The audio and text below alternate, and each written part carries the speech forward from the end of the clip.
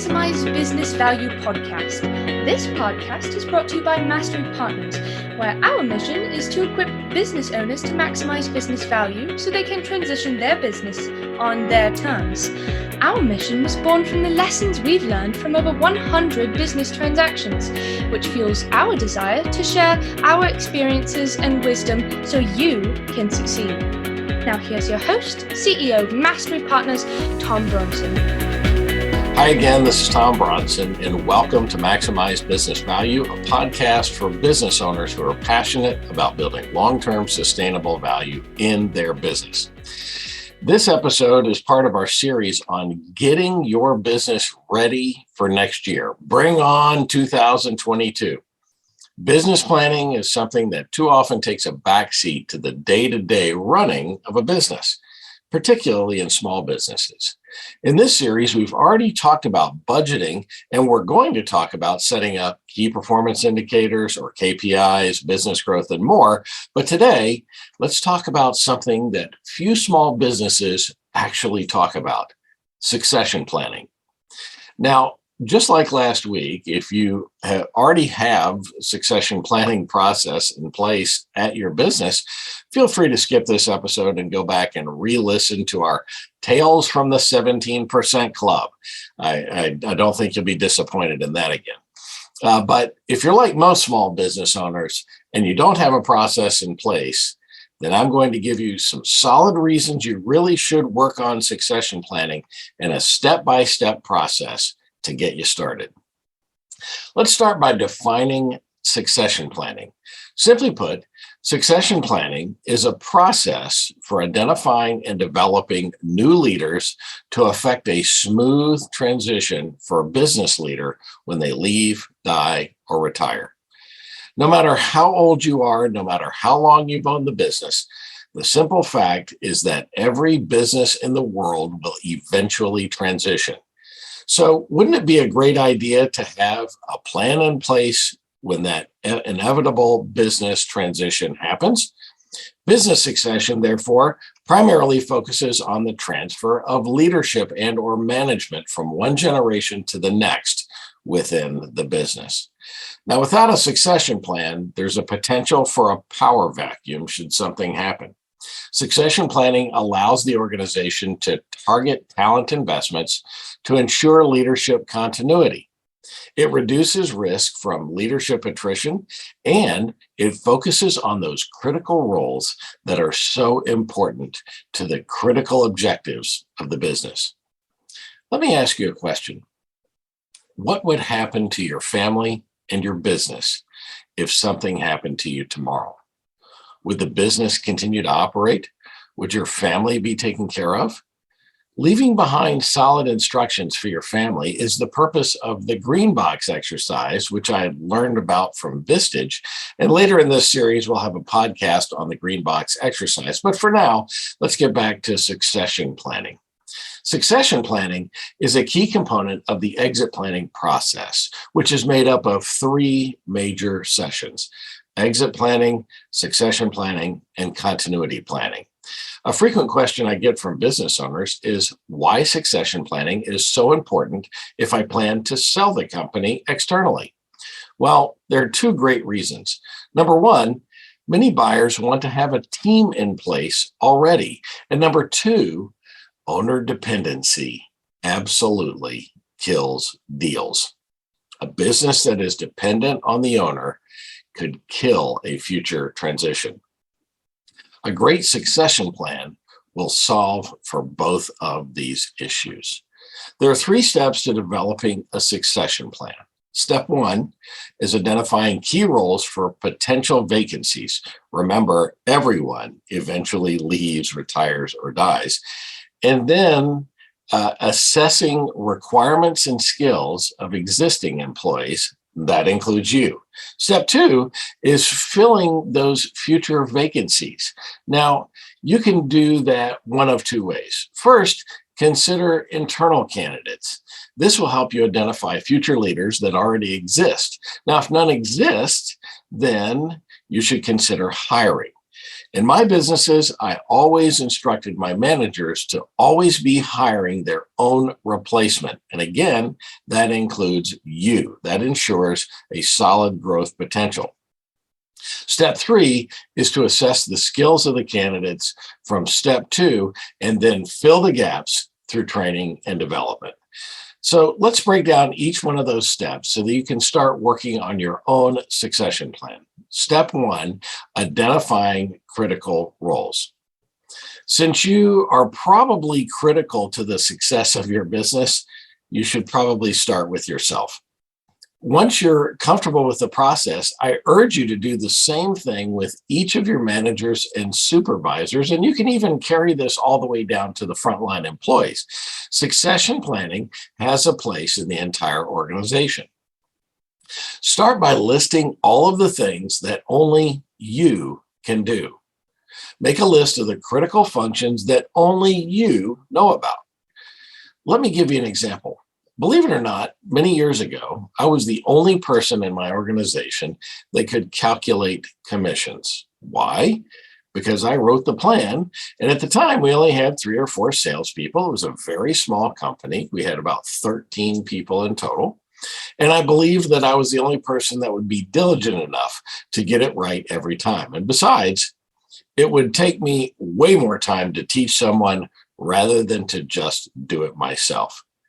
One day, I realized that I had a team of nearly 50 salespeople, and the process that used to take a few hours now took me 2 full days every month. That's 10% of my available time every month. Something had to change. Reluctantly, I brought in one of our admin folks and asked her if she would sit with me and meticulously document the entire process for the full 2 days that it took me to do it. Now, the following month, I went to her office and sat with her to follow the process for a full 2 days. You know what I discovered? Within a few months, she was able to do the same thing that took me 2 days in a fraction of the time, really in just a few hours. And we had a documented process for someone to follow in case something happened to both of us. So, what are the things in your business that only you can do?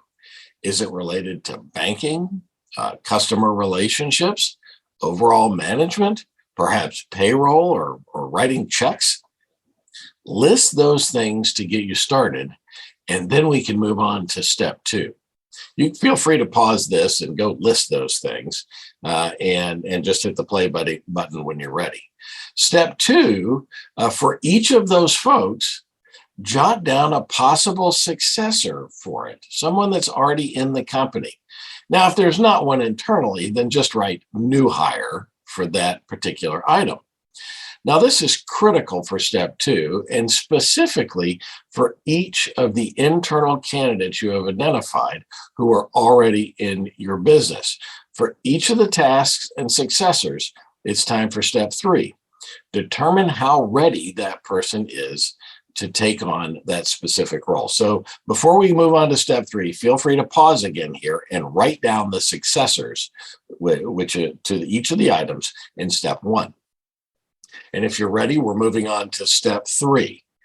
Are they ready to take on that specific role?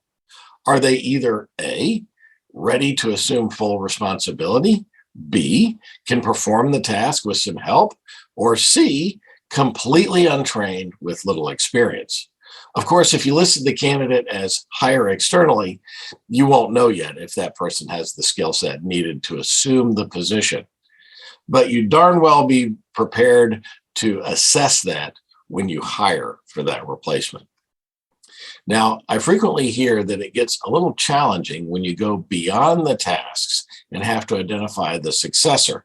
But consider that if you do this as a routine process in your business, we like to do it annually, how much easier and better it is compared to the challenge of how hard this exercise can be if you're under pressure that someone left, died, or became disabled.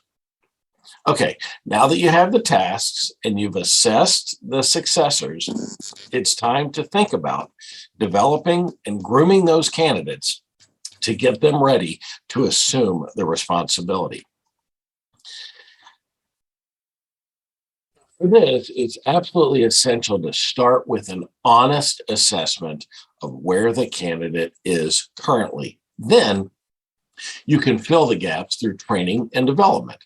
Come up with a strategy to develop those candidates. Every good development plan will likely include perhaps on the job training, giving them some extra exposure, sometimes actually doing the job for some period of time, or perhaps maybe even some behavioral training if that's needed. Once that candidate is fully trained, I like to give them frequent opportunities to use their new skills by having them perform the tasks occasionally, sometimes while I'm on vacation or away from business or away on a business trip. That will keep these new skills fresh so that they're prepared to step in if the time comes. Now, I fully understand that some of the things a business owner might do, you might not want to hand off those tasks to anyone else just yet, perhaps due to confidentiality or some other reason. And if that's the case, then it is absolutely essential to clearly document those things so someone can assume those responsibilities if something happens to you. You might want to go back to our podcast last year on documenting processes to learn more about that. So let's review the 3 easy steps to starting a succession plan. 1, identify the tasks. 2, select a successor. And 3, assess and develop that successor for assuming that responsibility. Through succession planning, you can actually identify and develop potential leaders in the organization, which will increase the availability of experienced and capable employees. It affords an opportunity to evaluate individuals for roles he or she might want to have but not have experience with, and it ensures constant development of employees, which leads to better employee retention and satisfaction. Most importantly, it guarantees that employees on hand will be ready and waiting to fill new roles, which will allow the business to grow and flourish. Now, I encourage you to take a little time right now to start working on your succession plan and carry this exercise to the managers and supervisors in your business. Now, that might take a little coaching from you at the beginning, because a typical employee reaction to succession planning is fear of replacement. Now, it helps to explain that you're working on succession planning throughout the business and make sure that so that you can make sure that the business will continue to thrive as it grows and new opportunities present themselves, or in the event of an unforeseen disaster. So why do it now?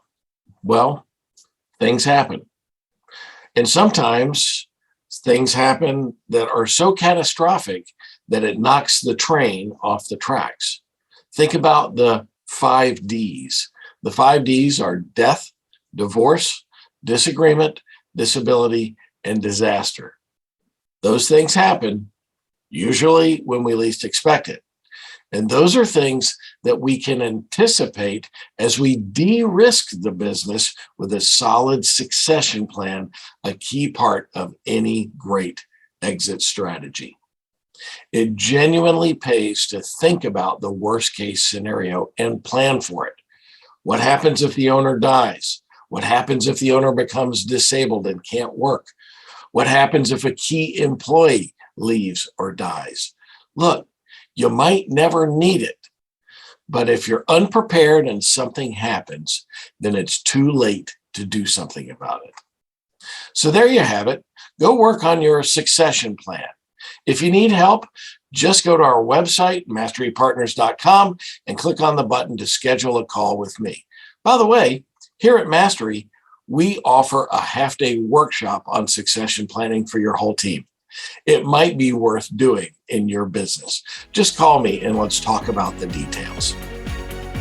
This is the Maximize Business Value podcast, where we give practical advice to business owners on how to build long-term sustainable value in your business.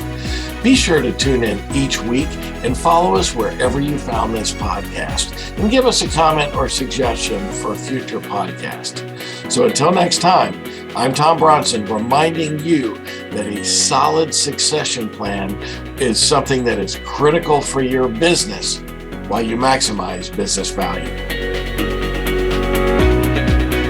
Thank you for tuning into the Maximize Business Value podcast with Tom Bronson. This podcast is brought to you by Mastery Partners, where our mission is to equip business owners to maximize business value so they can transition on their terms. Learn more on how to build long-term sustainable business value and get free value-building tools by visiting our website, www.masterypartners.com. That's master with a Y, masterypartners.com. Check it out.